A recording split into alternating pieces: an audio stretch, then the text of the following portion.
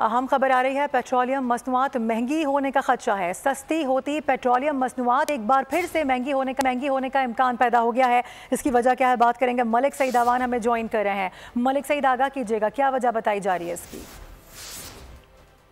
जी बिल्कुल, पेट्रोलियम मसनूआत की कीमतों में इजाफे का खर्चा और ये इजाफा जो आलमी बढ़ने की वजह से जो है वो हो रहा है। जराये के मुताबिक पेट्रोलियम मसनूआत की कीमतों में 10 रुपये फी लीटर तक इजाफे का इम्कान है। डीजल की फी लीटर कीमत में 10 रुपये और 20 पैसे का इजाफा मुतवक्को है। इसी तरह पेट्रोल की फी लीटर कीमत में 4 रुपये का इजाफा मुतवक्को है।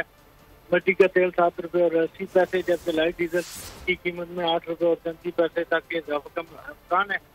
पेट्रोलियम मसनूआत की कीमतों में जो वर्किंग है ओबरा वो 15 तारीख को भिजवाएगा वज़ारत खजाना को, और वज़ीर आज़म की मंजूरी भी जो है वज़ारत खजाना ऐलान करेगा। जी ठीक है मलिक सईद, बहुत शुक्रिया आपका।